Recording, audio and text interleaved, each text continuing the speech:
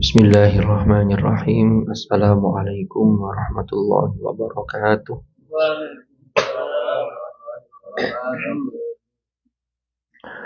Ma'asyiral hadirin jamaah salat subuh Masjid Miftahul Jannah rahimakumullah. Alhamdulillahirabbil alamin. Pada pagi hari ini kita memasuki Ramadan yang ke-27. Mudah-mudahan Allah Subhanahu wa taala senantiasa menerima amal ibadah kita dan meridhai apa yang kita lakukan. Amin amin ya rabbal alamin. Di bulan Ramadan Rasulullah sallallahu alaihi wasallam itu mengajarkan satu doa pada kita, yang doa itu biasanya selalu kita baca ketika setelah kita melaksanakan sholat witir pada qiyamul Ramadan, yaitu Allahumma inna nas'aluka ridhaka wal jannah wa na'udzubika min sakhatika wan nar. Lalu dilanjutkan juga Allahumma innaka afuwwun karim tuhibbul afwa fa'fu anna. Ditutup dengan fa'fu anna ya karim. Doa tersebut memiliki makna yang sangat mendalam. Yang pertama, kita meminta kepada Allah ridha Allah. Allahumma inna nas'aluka ridhaka wal jannah. Kami memohon kepadamu ya Allah ridhamu dan surgamu. Ini dulu sempat kita singgung juga di majelis ilmu di masjid ini, bahwa memang kehidupan kita ketika menjalani kehidupan di dunia ini tidak lain adalah untuk mencari ridho Allah. Kita ini ibadah untuk mencari ridho Allah, bekerja untuk mencari ridho Allah, menuntut ilmu untuk mencari ridho Allah. Itulah yang dalam bahasa Al-Quran disebut dengan ibtigha'a mardhatillah, ibtigha'a wajhillah, untuk mencari ridho Allah, untuk mencari wajah Allah. Wajah itu jangan difahami secara zahir, karena wajah di situ harus ditakwil. Ya, jangan sampai memahami kemudian mujassim. Mujassim itu orang yang menyamakan Tuhan itu dengan jisim. Padahal Allah itu kan mukhalafah lil hawadits, berbeda dengan makhluk. Maka maksudnya ibtigha'a wajhillah, mencari muka Allah, mencari wajah Allah, karena Allah menatap dengan pandangan rahmah. Kalau kita analogikan di antara manusia saja, kalau seseorang itu respect kepada orang lain, itu melihat itu rasanya hati itu senang. Tapi kalau sudah tidak senang dengan orang, maka dengar suaranya, jangankan melihat orangnya, dengar suaranya saja sudah, aduh, wong iki maneh sentek kok. Tapi mudah-mudahan itu tidak ada dalam diri kita, karena diri kita ini mudah-mudahan penuh dengan kasih sayang. Tapi ini contohnya begitu.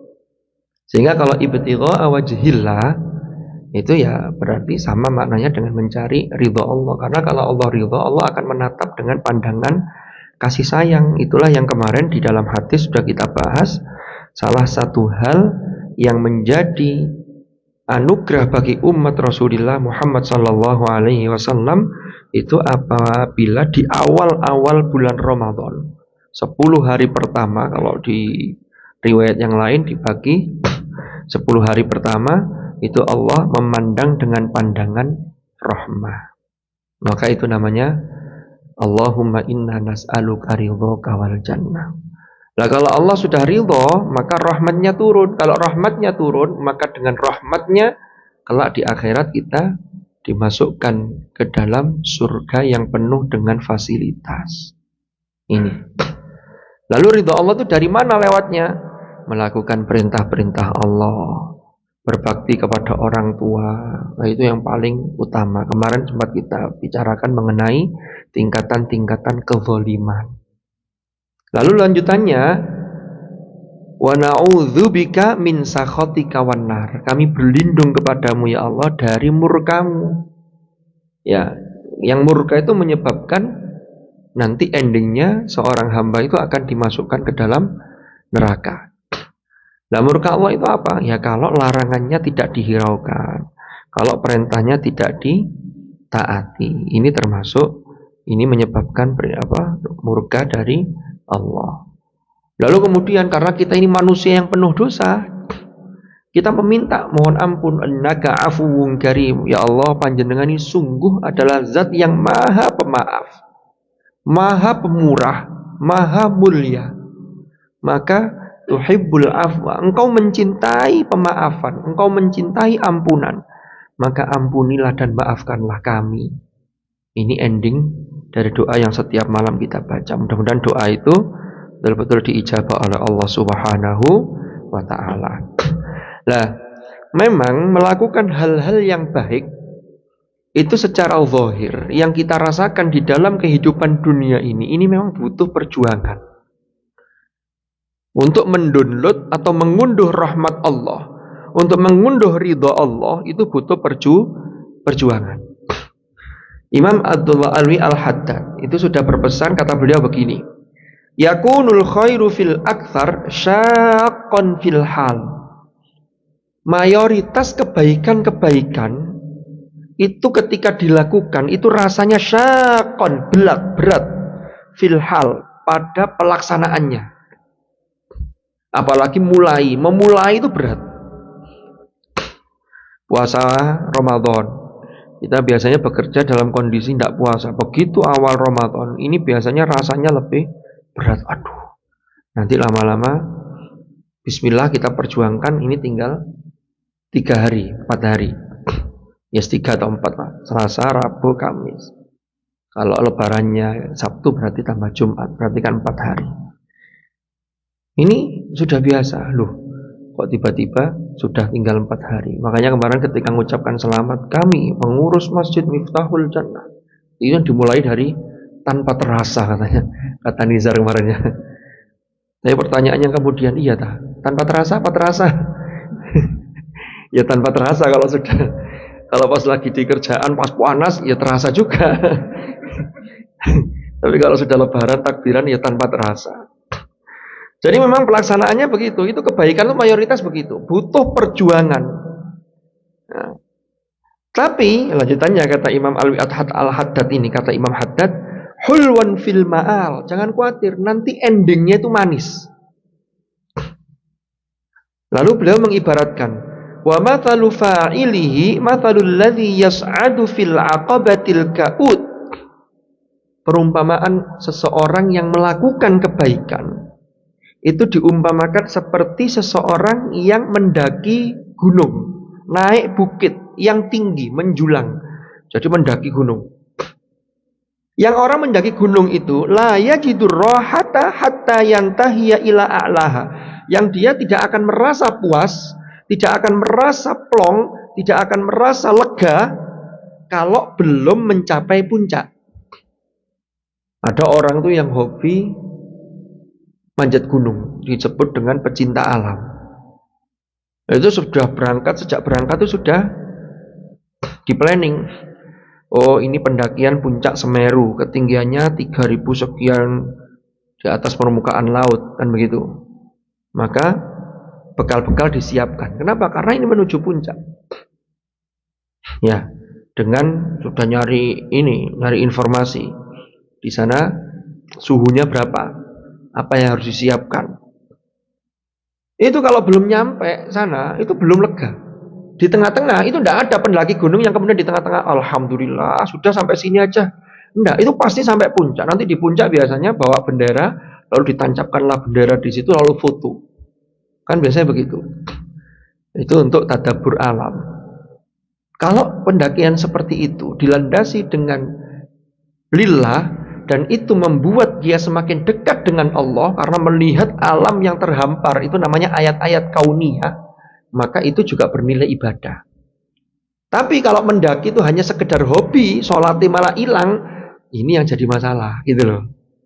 Jadi mendaki gunung itu bisa bernilai ibadah, tapi juga bisa bernilai sebaliknya kalau kontraproduktif, artinya justru malah tidak melaksanakan sholat. Nah itu orang mendaki itu sampai puncak itu baru merasa roha, baru puas. Oh ini, lalu fotonya nanti dipajang di rumah. Oh ini saya mendaki di sini. Orang biasa pendaki gunungan begitu, punya hobi-hobi yang luar biasa. Kalau dia belum mampu menundukkan gunung ini, dia belum merasa puas. Sudah punya proyeksi. Oh, tahun depan Gunung Rinjani, tahun depan ya semacam-macam lah. Ini diibaratkan seperti itu oleh Imam Abdullah Alwi Al-Haddad. Jadi tidak ada pendaki gunung yang sebelum sampai itu lalu sudah merasa puas. Bahkan kalau belum nyampe lalu naudzubillah terjadi sakit umpama, karena di atasnya kan udaranya sudah beda. Lalu kemudian ada yang kekurangan oksigen, lalu dia harus dilarikan ke rumah sakit. Nggak jadi, gagal. Dia merasa gagal. Kenapa? Karena belum sampai puncak. Waduh, gagal pendakian saya, kan begitu jadinya. Karena belum roha. Ini orang yang melakukan kebaikan. Jadi kebaikan itu jangan puas sekarang. Wah, saya ini sudah melakukan banyak ini, legos. Belum, kapan tempatnya? Nanti ketika ridha Allah turun, rahmat Allah turun, nanti dibalas oleh Allah di surganya. Disitulah puncak dari kebaikan yang kita lakukan. Maka jangan pernah bosan menjadi orang yang baik. Lebih baik mantan orang jelek, mantan orang jahat daripada mantan orang baik. Sampeyan kok sregep? Oh, itu masa lalu saya. Sampeyan kok rajin jamaah di masjid? Oh, itu masa lalu saya. Jangan. Sampeyan kok sregep ikut majelis taklim? Oh, itu masa lalu saya. Naudzubillah. Kalau kemudian sebaliknya, oh, sampeyan saiki sregep, iya. Dulu saya malas, itu masa lalu saya. Sekarang saya perjuangkan untuk menuju puncak ini tadi.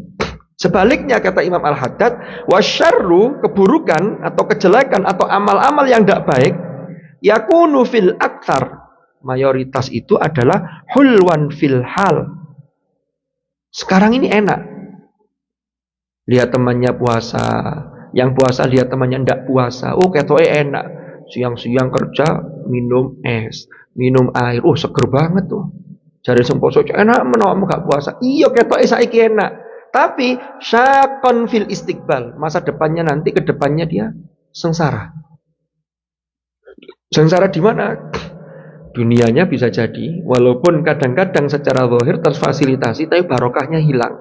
Berarti ini maknanya adalah syaqon fil istiqbal. Dan endingnya di akhirat. Ya. Kamu dulu punya kesempatan puasa, temanmu lo kuat padahal kerjaannya sama. Temanmu itu berusaha luar biasa. Nah, nanti dibalas dengan syaqan fil istiqbal. Ya sudah, kalau kamu dulu sudah menikmati minum es di siang hari bulan Ramadan tanpa ada uzur yang syar'i, nah, dibalaslah oleh Allah dengan siksa di neraka. Lanjutannya kata Imam Al-Haddad, wa mathalu fa'ilihi, perumpamaan orang yang melakukan perbuatan buruk itu seperti mathalul ladzi yaqa'u min dzurwati jabalin au baitin. Itu seperti orang yang jatuh dari atap gunung, dari atas gunung, atau jatuh dari atap rumah. Ya, rumah ini maksudnya ya bisa bangunan. Umpama di Korea ini ada bangunan 100 berapa lantai, aparte itu ya. Orang kalau terjun atau jatuh dari aparte itu tidak akan merasa sakit ketika perjalanannya. Baru merasa sakit kalau sudah sampai di bawah. Bluk. Nah, kalau dari lantai 100 berapa ya secara sunnatullah ya bisa meninggal itu. Apalagi kalau kepalanya duluan, nah sudah. Tapi kan pas proses itu kan cepat sekali, jatuh itu kan cepat. Walaupun lantai setinggi apapun, tingkat setinggi apapun, proses jatuh itu pasti cepat. Dia ditarik oleh gaya gravitasi, seret. Tapi pas gini itu tidak terasa. Begitu blek, itu terasa, patah tulang lah, gagar otak lah, kan begitu, gagar otak. Itulah ibarat orang yang melakukan keburukan. Dia nyantai aja udah, tidak terasa. Seperti orang yang lagi proses jatuh tadi itu. Baru ketika sudah saatnya nanti jebret, meninggal, baru terasa. Karena orang itu kalau sudah dicabut ruhnya, ketika proses keluarnya ruh dari jasad kita, itu semua perilaku seseorang itu akan diperlihatkan. Disitulah orang akan bertaubat. Tapi bagi yang melakukan perbuatan-perbuatan dosa, taubatnya sudah tertutup. Itulah seperti yang dialami oleh Fir'aun. Fir'aun itu, falamma adrakatil gharaqu qala amantu. Ketika dia sudah hampir tenggelam, rohnya itu hampir keluar dari jasadnya, sudah sampai di gor-goro sini, di tenggorokan. Kan roh itu keluarnya biasanya ditarik itu dari kaki dulu, dari bawah. Makanya orang meninggal itu biasanya kalau nazak itu proses pencabutan roh itu masih bisa mengucapkan kalimat thayyibah kalau dia hidupnya biasa mengucapkan kalimat-kalimat yang baik. Tapi nanti lama-lama tambah pelat itu biasanya dimulai dari kaki dulu dingin. Coba pegang kakinya masing-masing. Nah, itu naik gitu ya. Mulai dari sini sudah mati, tidak terasa sudah seret. Lalu nafasnya sudah mulai. Kalau di rumah sakit pakai alat pendeteksi itu mulai dari garis gini agak lurus, seret, melemah lah. Nanti terakhir tinggal lurus, seret. Kayak di sinetron itu loh. Kan ada itu, seret. Biasanya kalau yang begitu itu di ruang ICU itu tidak bisa dijenguk itu, karena memang kondisinya darurat. Jadi itu sudah. Lah orang itu ketika proses itu pasti melihat apa yang dia lakukan. Kalau tidak beriman, kufur, kalau dia melakukan dosa besar itu terlihat semua. Taubat, minta ampun, sudah selesai.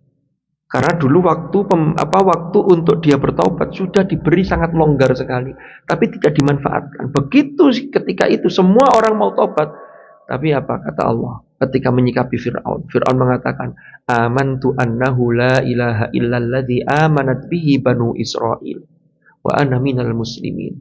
Lalu dia mengatakan berserah diri pada Allah. Apa jawab Allah? Al-ana. Al-ana itu maksudnya al-ana. Apakah baru sekarang? Ingin nang diai.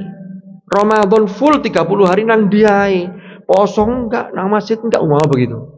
Al-ana wa qad asaita, engkau telah durhaka min qabl, sebelum ini. Wa qad asaita qabl wa kunta minal mufsidin, engkau termasuk orang-orang yang berbuat kerusakan. Tapi sudah, disitulah pintu taubat sudah tertutup. Makanya ada al-hadits au kama qol, saya lupa ini hadis atau maqalah, itu ada ungkapan begini, ajilu bis salati qabla al-faut wa ajilu bit taubati qabla al-maut.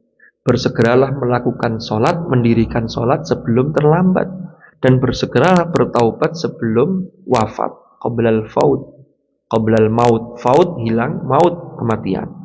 Maka ini menjadi catatan bagi kita. Maka orang yang melakukan keburukan itu seperti orang yang jatuh dari atap rumah, dari atap gedung, tidak terasa. Tapi kalau sudah jatuh, disitulah la yajidul alama, tidak merasa, tidak mendapati rasa sakit, hatta yaqa'a 'alal ardi, sampai dia terbentur jatuh sudah di atas bumi, di atas tanah. Itulah perumpamaan orang yang berbuat buruk. Mudah-mudahan kita termasuk orang-orang yang senantiasa diberi kekuatan dan diberi anugerah oleh Allah untuk melakukan aneka macam kebajikan, untuk mendownload dan mengunduh rahmat dan ridha Allah Subhanahu wa ta'ala. Wallahu a'lam bishawab. Mudah-mudahan manfaat, mudah-mudahan barokah. Al-Fatihah.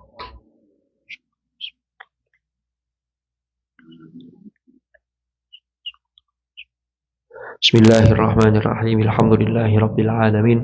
Allahumma anfa'na ma 'allamtana wa 'allimna ma yanfa'una warzuqna 'ilman nafi'a. Allahumma ij'al ijtima'ana hadha ijtima'an marhuma wa tafarruqana min ba'dihi tafarruqan ma'suma wa la taj'al ma'ana wa fina shaqiyyan wa la mahruma bi rahmatika ya arhamar rahimin. Rabbana atina fid dunya hasanah wa fil akhirati hasanah wa qina adzaban nar. Walhamdulillahi rabbil alamin. Al-Fatihah.